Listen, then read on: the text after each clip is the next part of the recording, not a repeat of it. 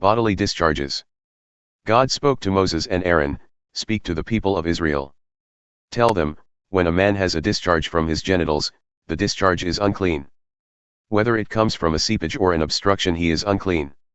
He is unclean all the days his body has a seepage or an obstruction.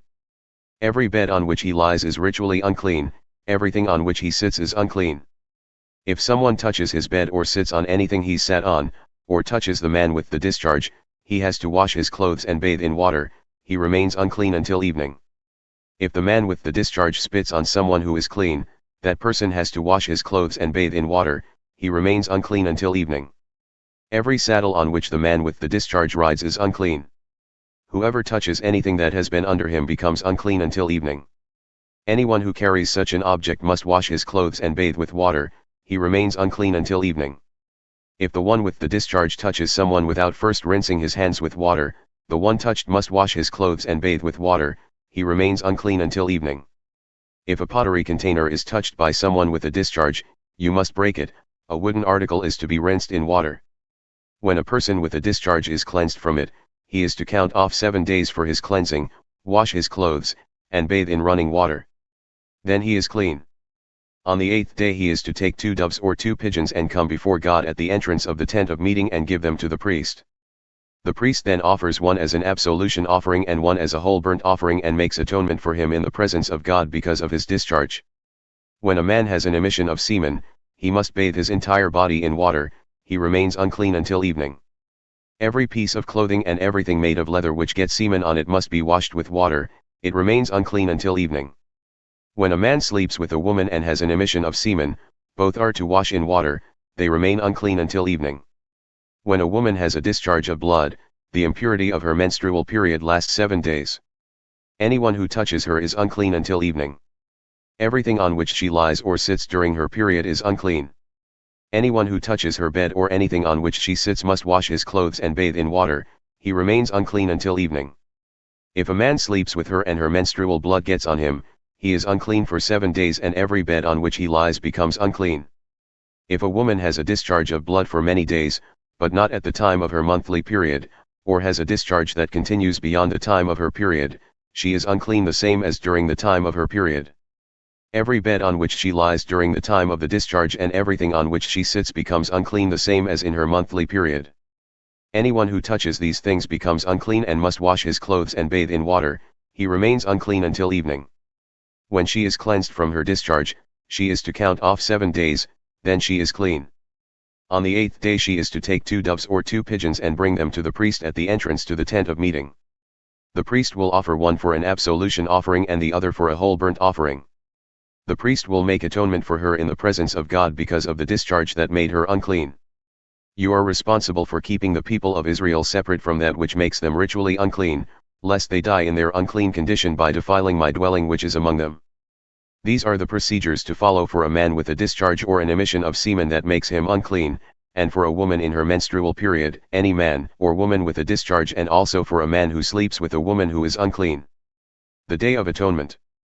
After the death of Aaron's 2 sons, they died when they came before God with strange fire. God spoke to Moses, "Tell your brother Aaron not to enter into the Holy of Holies, barging inside the curtain that's before the atonement cover on the chest whenever he feels like it, lest he die. Because I am present in the cloud over the atonement cover." This is the procedure for Aaron when he enters the holy place. He will bring a young bull for an absolution offering and a ram for a whole burnt offering. He will put on the holy linen tunic and the linen underwear, tie the linen sash around him, and put on the linen turban. These are the sacred vestments, so he must bathe himself with water before he puts them on. Then from the Israelite community he will bring 2 male goats for an absolution offering and a whole burnt offering. Aaron will offer the bull for his own absolution offering in order to make atonement for himself and his household. Then he will set the 2 goats before God at the entrance to the tent of meeting and cast lots over the 2 goats, one lot for God and the other lot for Azazel. He will offer the goat on which the lot to God falls as an absolution offering. The goat on which the lot for Azazel falls will be sent out into the wilderness to Azazel to make atonement. Aaron will present his bull for an absolution offering to make atonement for himself and his household. He will slaughter his bull for the absolution offering. He will take a censer full of burning coals from the altar before God and 2 handfuls of finely ground aromatic incense and bring them inside the curtain and put the incense on the fire before God, The smoke of the incense will cover the atonement cover which is over the testimony so that he doesn't die. He will take some of the bull's blood and sprinkle it with his finger on the front of the atonement cover, then sprinkle the blood before the atonement cover 7 times. Next he will slaughter the goat designated as the absolution offering for the people and bring the blood inside the curtain. He will repeat what he does with the bull's blood, sprinkling it on and before the atonement cover. In this way he will make atonement for the Holy of Holies because of the uncleannesses of the Israelites, their acts of rebellion, and all their other sins. He will do the same thing for the tent of meeting which dwells among the people in the midst of their uncleanness. There is to be no one in the tent of meeting from the time Aaron goes in to make atonement in the Holy of Holies until he comes out, having made atonement for himself, his household, and the whole community of Israel.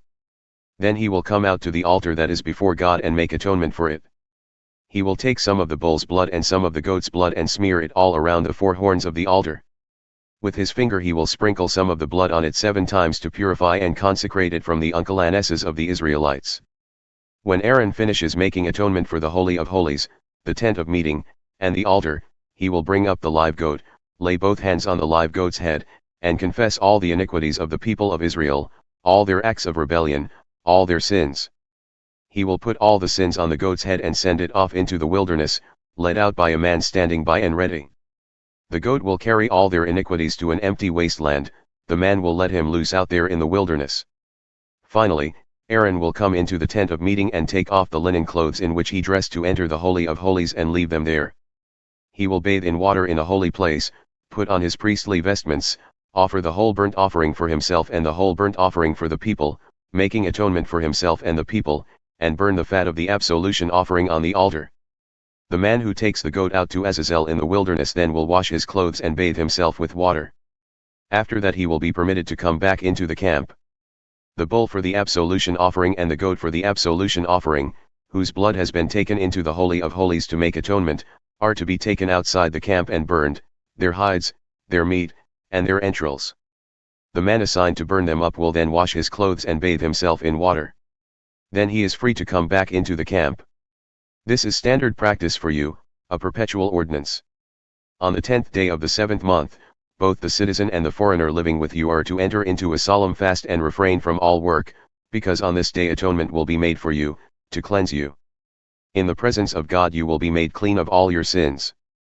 It is a Sabbath of all Sabbaths. You must fast. It is a perpetual ordinance. The priest who is anointed and ordained to succeed his father is to make the atonement.